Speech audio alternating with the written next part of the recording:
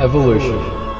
Many things go through changes over time and evolve, such as architecture, vehicles, cuisine, and video games. Pokerman is a series I'm sure we all know by now. It needs no introduction. The games have been around for over 25 years now with 19 entries in the core series.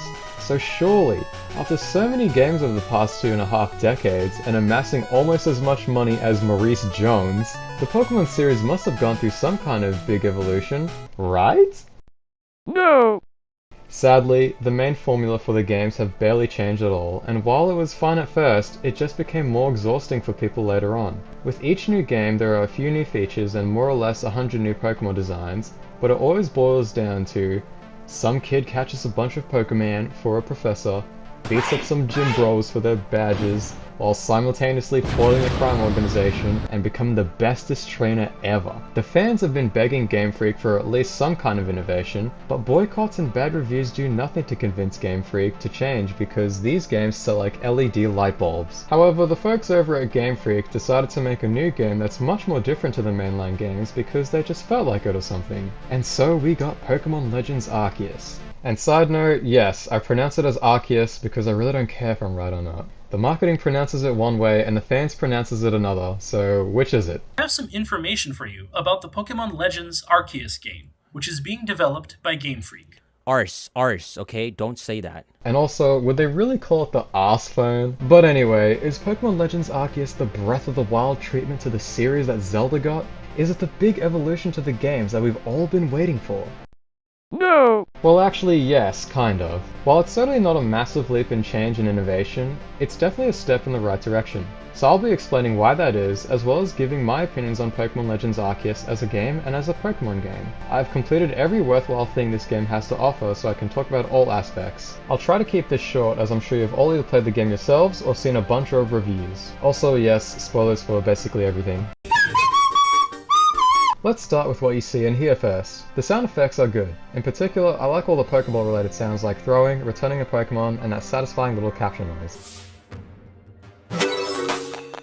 As for music, I'm not a good judge on that stuff, but what we have here is mostly just remade tracks from previous games and some peaceful nature ambience. Personally, no piece of music was really memorable for me, but I don't think anyone will say the music is straight up bad. However, yet again, there is no voice acting, and no one other than the playable character makes noises. It can come across as a little awkward in some cutscenes, but I found that it didn't destroy the experience for me. I know that lots of people want voice acting now, and I would agree, but just not sure how it can be implemented in a way without it seeming forced. And nothing like this.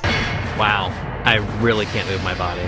Now for the most talked about aspect of this game, the visuals. Everyone's thoughts on the visuals are mutual, in which the game looks like Dookie. And yes, I can confirm, the game does indeed look like Dookie. There are two extreme opinions I've heard from others about it, with one being that it looks so bad that it's unplayable, which, come on, it's not like your eyes will melt or anything.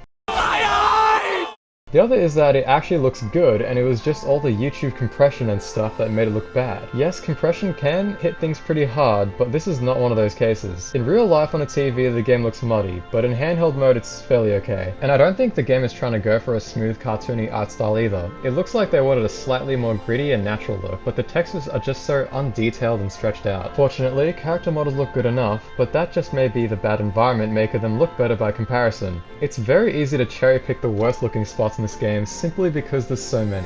Like, what actually is this? I know this is out of bounds, but you can easily see this just by going up to it. One thing that genuinely does look really nice is the skybox. Not much to say about it other than it's pretty. But they are just bad graphics, and it won't distract you much from the actual gameplay. Speaking of gameplay, how is it? Well, I'd say it's pretty darn good. The gameplay loop is go to one of 5 areas, catch some Pokemon, battle to level up and evolve, maybe gather some resources if you're running low, and head back to a camp to rest and evaluate your Pokedex. It sounds pretty simple, shallow, and repetitive, but I don't feel that way about it, which is why I think the gameplay loop is good here. Catching Pokemon really is the core part about this game, and there's freedom in how you do it. You can battle to weaken Pokemon and catch them the old-fashioned way, sneak up on them to get a back row bonus, feed them food that they like to make it much easier to catch, or just throw a ball at them, up close or far away. Pokemon have different behaviors like being skittish and running away from you if spotted, placid ones may either walk up to you or just carry on like you're not there, and some are aggressive which attack you on sight. This is something new to Pokemon where you can be attacked and die.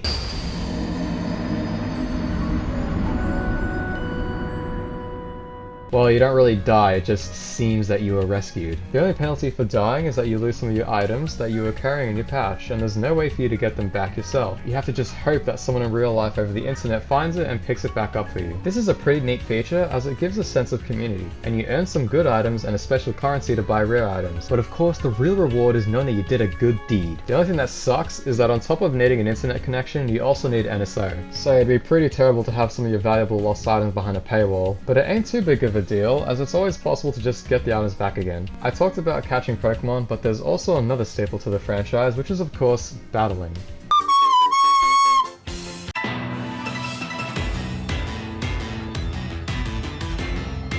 There are some significant changes to the battles, with the most obvious being the turn order. The order in which you move is determined by things like using agile or strong style moves, priority attacks, and to a somewhat lesser extent, the speed stat of a Pokemon. Strong and agile style moves are the biggest influence on turn order, as strong moves can cause major delay, while agile style can give you another action or just make it to your turn sooner. This system can give you the choice to make the appropriate move depending on the situation. For example, strong moves are good for taking the risk to try and finish off the opponent, or it can be a Pokemon's final move if you know they're not going to survive another turn. Agile moves are good for beating a Pokemon in 2 or 3 hits without letting them get a move in, or just to deal more damage, as it's better to use 2 fast attacks than just 1. You tend to want to finish battles quickly, not to get it over with, but because most Pokemon can be pretty threatening. Even something low level can do some hefty damage, especially if hit with your Pokemon's weakness. I'd say combat is overall engaging enough, but still mostly just revolves to picking a move that the other Pokemon is weak to and beating them in 1 or 2 shots. Even though combat is a part of this game, catching is still the overall main focus, so if you don't like battling much, you can just not initiate it to some extent. But there are also boss encounters which are more action orientated than turn-based. These can be pretty fun and a little challenging. Your main way of dealing damage is by throwing bombs, and you also have the option to initiate a Pokemon battle after stunning it. The stages are designed for the battle in mind, and overall the battles are not too easy and not too hard. You still have to put in some effort, but everyone should be able to get through them just fine. I'm not going to say much about the story, partly because I don't have any relevant footage, but mostly due to there not being much to say about the story itself. It's basically just you going to each area to calm down a big grumpy Pokemon, and at the end you gotta catch a very big and grumpy Pokemon, while the overarching goal is to finish the Pokedex. Most characters aren't deep or interesting with a few exceptions, and I didn't really care much about what I was doing or why. There's a few interesting moments at the end, but that's pretty much it. The story is nowhere near terrible, but it's unimpactful and overshadowed by the gameplay. You definitely won't be buying this game for its story anyway, so let's move on. There is a bunch of side quests here with some decent rewards attached to them. There are a few standout quests that are engaging and charming, but sadly most of them involve catching Pokemon and showing completed dex entries. Not much else to say about them.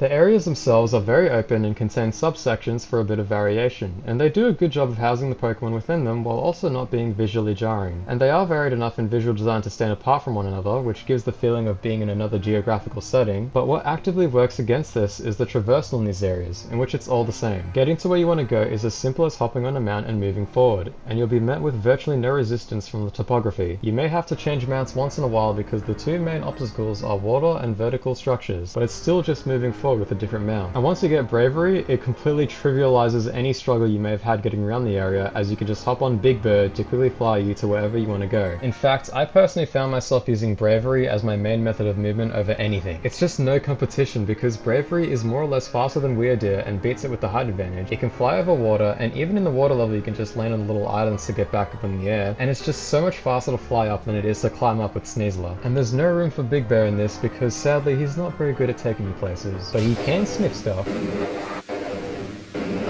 The purpose of the ride Pokemon is to take you to your destination after all. It just makes things a little uninteresting when there's no reason to pick a ride Pokemon that excels at their own certain environment when Bravery is always the best option. Even with all that said, the easy traversal is a good thing, but not for a good reason. This game is always about the destination, not the journey. There's barely anything interesting to see or explore, so I always just sped over to where I wanted to go without stopping to smell the roses. So in that sense, yes. Fast and convenient travel is a good thing, but mainly because you'll only care about the destination. But enough about the area's design, what about the stuff inside them?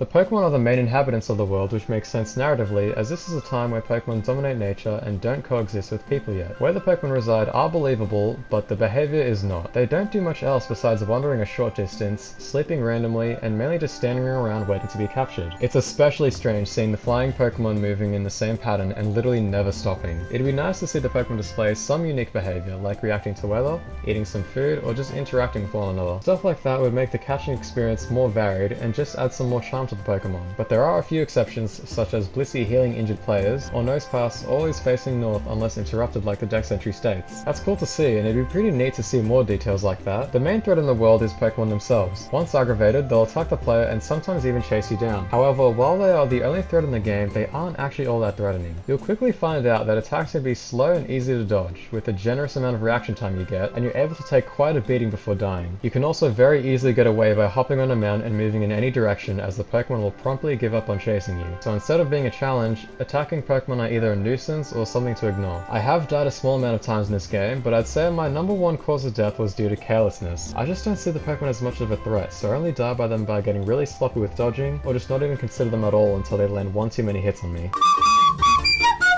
The post-game itself is pretty cool for one moment in particular, which is the battle with Volo. I didn't get any footage of it, but what makes it so great is that you can't just rock up with a team of your favorites or heavy hitters. You gotta build your team tailored to beat Volo and Giratina. This is the hardest trainer battle in the series so far, and it's a welcome challenge. It may be seen by some as too difficult, but I'd much rather an endgame battle be really hard than easy. After that, it's just finishing the Pokedex to then face off against Arceus. This battle is also challenging and engaging, not quite as much as Volo, but it's still decently hard. The battle stage looks great, and Arceus' attack animations are cool and flashy. My favorite part was when Arceus disappears and the music stops, which left me to wonder what was going on until I got jump scared.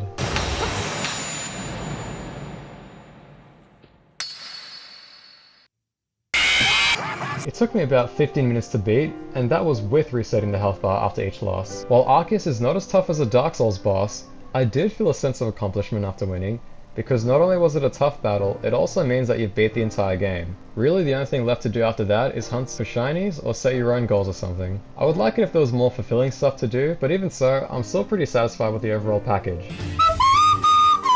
There are definitely some aspects of the previous games that are better than Legends Arceus, namely extra content, visually appealing set pieces, as well as being more visually appealing in general, more likable characters, replayability, and a sense of adventure. But what Legends Arceus does much better than all the rest is arguably the most important part, the core gameplay. Battling is not as big as a focus as the older titles, but here it's a bit more engaging and better paced. The removal of held items, abilities, and a bunch of moves sounds like it makes the battles too simple and lacking in depth and complexity. But instead, I feel that battles are a more consolidated experience, and with mostly wild one-on-one encounters, it doesn't really need to be any deeper than it is. The other core mechanic that Legends Arceus does better is catching. In fact, I don't think there's any room for debate here that Legends Arceus has the best catching experience in the series. The simple fact that you can go up to any Pokemon and just throw a ball at it without engaging in battle already makes catching more fun and less frustrating than it was previously. The freedom and spontaneity of catching results in a fun and satisfying experience, whereas only being allowed to catch Pokemon in one method becomes a chore after a while. I also much prefer the certainty of overworld encounters than the RNG dice roll of random encounters. Another major benefit to this game is that you can actually catch every Pokemon without trading with someone else. No trade evolutions or exclusives to worry about here. I know that the point of those were to make Pokemon a more social game, but I'm just over it at this point. And yes, I was one of those losers who had both versions of the games to trade with myself. As someone who has completed the decks from every generation, I can easily say that Legends Arceus has the most fun and hassle-free deck completion in the series. I'm guessing that most people have played Sword and Shield and or Brilliant Diamond and Shining Pearl prior to picking up Legends Arceus. Those titles are probably the most controversial and criticized games among the fans, and I can see why that would color your impressions of Legends Arceus as being an amazing game by comparison. The bar being set so low recently means that any Pokemon game that's decently good sets it as being much higher than the rest. That's not to say that Legends Arceus is mediocre or anything, far from it. Pokemon Legends Arceus is a great game, and an even greater Pokemon game. This is the new standard for Pokemon games moving forward, and will set everyone's expectations higher than it was before. While not a masterpiece, Pokemon Legends is a big deep breath of fresh air from the stinky musk of stagnation that was from the Pokemon games before it. We all wanted some form of development to the main entries, and I think this game brings enough changes to at least partially satisfy some people. I've been fairly critical on most areas of the game, but the core gameplay loop is good enough to outweigh some of those criticisms. Most reviewers have said something like, "This game is good, but I'm more excited for whatever comes next that builds on the foundation." And I absolutely agree. So does Pokemon Legends Arceus represent light at the end of the tunnel? A new hope for the Pokemon series as a whole? Will Game Freak learn from their mistakes and take valid criticism into consideration to push the Pokemon franchise to grand heights? I think we all know the answer to this. No!